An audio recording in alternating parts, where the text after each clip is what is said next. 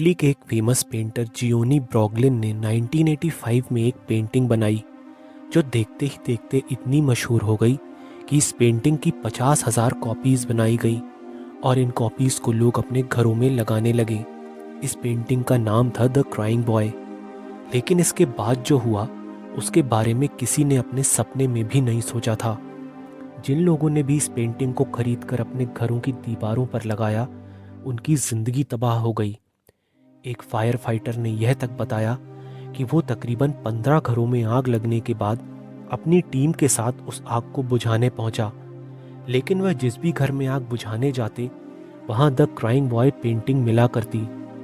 उसका कहना था कि घर का सारा सामान जल चुका होता था मगर यह पेंटिंग हर हाल में सही सलामत मिला करती, जिसके बाद से लोग इस पेंटिंग को शापित मानने लगे और लोगों ने इस पेंटिंग को अपने घरों में रखना तक बंद कर दिया, क्योंकि वे अब तक ये बात समझ चुके थे कि उन हादसों की जिम्मेदार यही शापित पेंटिंग है। जिसके बाद लोगों ने हैलोवीन फेस्टिवल की एक शाम इस पेंटिंग की सारी कॉपीज़ को इकट्ठा किया और उन्हें जला दिया, जिसके बाद से इस पेंटिंग की वजह से होने वाले हादसों में भी आश्चर्यजनक रूप से कमी आ गई, जो अपने आप में आज भी एक हैरान कर देने वाली बात है। इस वीडियो में बताई गई सारी घटनाएं पूरी तरह से वास्तविक हैं। उनका किसी भी तरह की कल्पना से कोई लेना देना नहीं है। नालेबा, इस शब्द में एक खौफनाक और सच्ची कहानी छुपी हुई है। यह बात है 1990 की, जब बेंगलोर से लगे हुए मल्लेश्वरम और राजाजी नगर गांव में एक डायन का खौफ हुआ करता था, जो रात को लोगों के घरों का दरवाज़ा खटखटाया करती। वो डायन लोगों के परिचित सदस्यों की आवाज़ में ही उन्हें पुकारा करती और दरवाज़ा खोलने को कहती। जो कोई भी उसकी आवाज़ को सुनकर दरवाज़ा खोल देता उसके 24 घंटों के अंदर उस शख्स की मौत हो जाया करती। इस सिलसिले के चलते गांव के लोग अंधेरा होते ही अपने अपने घरों में कैद हो जाया करते थे और कोई भी बाहर नहीं निकलता, जिसके बाद से लोगों ने अपने घरों के बाहर नालेबा लिखना शुरू कर दिया, जिसका मतलब होता है कल आना। और अजीब बात यह थी कि ऐसा करने से गांव के लोगों के मरने का सिलसिला भी थम गया। इस घटना पर एक बॉलीवुड मूवी भी बन चुकी है जिसका नाम था स्त्री, जो पूरी तरह से इसी घटना पर बेस्ड थी, लेकिन जगह का नाम बदलकर चंदेरी कर दिया गया था। इतना ही नहीं, इस घटना के चलते कर्नाटक में आज भी हर साल 1 अप्रैल को नालेबा डे के रूप में मनाया जाता है। इस शख्स का नाम है गौरव तिवारी, जो इंडियन पैरानॉर्मल सोसाइटी का सीईओ और फाउंडर था। ये शख्स तरह तरह की खौफनाक जगहों पर जाता और वहां जाकर अपने इलेक्ट्रॉनिक गैजेट्स की मदद से वहां मौजूद आत्माओं से बात भी किया करता। कभी किसी सुनसान हवेली में, कभी किसी खंडहर में, तो कभी कब्रिस्तान में। इस शख्स का ऐसा मानना था कि आत्माओं से डरने की ज़रूरत नहीं है, जैसे हम हैं ये भी वैसे ही होती हैं। लेकिन एक दिन अचानक उसने अपनी वाइफ से कहा कि कोई नेगेटिव एनर्जी उस पर काबू करने की कोशिश कर रही है और वो उसे अपने साथ ले जाना चाहती है। जिसके बाद 7 जुलाई 2016 के दिन अपने लैपटॉप पर मेल चेक करने के बाद वो अचानक उठकर बाथरूम जाता है और कुछ देर बाद बाथरूम में उसके गिरने की आवाज़ आती है।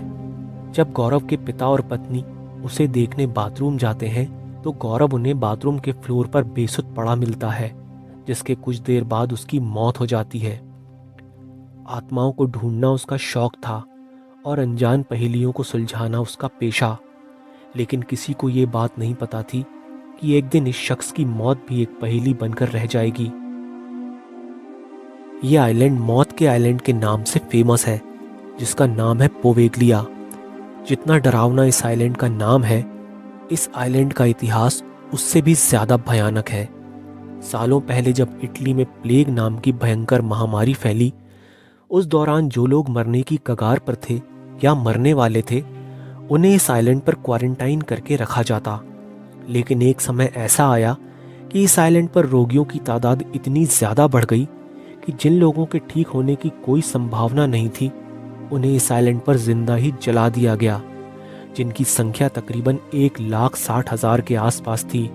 साथ ही उस बीमारी से जिसकी भी मौत हुई उनकी लाशों को भी इसी टापू पर लाकर दफन कर दिया गया, जिसके बाद से उन लोगों की आत्माएं आज भी यहाँ भटकती रहती हैं इसके बाद से ही यह आइलैंड हॉन्टेड माना जाने लगा और 1922 में इस आइलैंड पर एक मेंटल हॉस्पिटल भी बनाया गया। लेकिन इसके बाद इस हॉस्पिटल के स्टाफ और डॉक्टर्स की रहस्यमय परिस्थितियों में मौत होने लगी। साथ ही इस हॉस्पिटल के डॉक्टर्स से लेकर नर्सों और मरीजों तक को यहाँ कई अजीब साए दिखने लगे, जिसके बाद इस हॉस्पिटल को बंद कर दिया गया। इन घटनाओं को देखते हुए सरकार ने भी इस आइलैंड पर जाने से रोक लगाकर रखी हुई है। आज कोई मछुआरा तक इस आइलैंड के आसपास मछली पकड़ने भी नहीं जाता, क्योंकि उनके जाल में मछलियों की जगह मरे हुए इंसानों की हड्डियां फंस जाया करती हैं। कोडेक्स गीगास ये वो रहस्यमयी किताब है जिसे डेविल्स बाइबल भी कहा जाता है, जिसका मतलब होता है शैतान की किताब। ऐसा माना जाता है कि ये किताब खुद शैतान ने लिखी थी। बात है 13वीं सदी की, जब एक मॉन्क को कुछ नियमों को तोड़ने के जुर्म में राजा ने दीवार पर चुनवा देने की सज़ा सुनाई, जिससे बचने के लिए उसने राजा से कहा कि वो एक ऐसी किताब लिखेगा जो पूरे राज्य का गौरव बढ़ाएगी। लेकिन राजा ने उस मॉन्क से कहा कि उसे ये किताब एक ही दिन में लिखनी होगी। लेकिन आधी रात तक वो मॉन्क यह जान चुका था कि वो इस किताब को एक रात में पूरा नहीं लिख सकेगा। जिसके बाद उसने शैतान को बुलाया और अपनी किताब लिखने के बदले उस शैतान को अपनी आत्मा देने का वादा किया।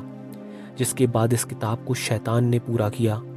इस किताब के हर पेज में शैतान की तस्वीर बनी हुई है। इतना ही नहीं, जिस किसी ने भी इस किताब को पढ़ने की कोशिश की वो अपना मानसिक संतुलन खो बैठा। जिसमें कुल 310 पन्ने हैं जो गधे के चमड़े के हैं और इसका वजन तकरीबन 85 किलो है। इस पूरी किताब की हैंडराइटिंग भी सेम है, मगर ये बात आज भी अपने आप में एक रहस्य है कि इसे एक दिन में कैसे लिखा गया होगा।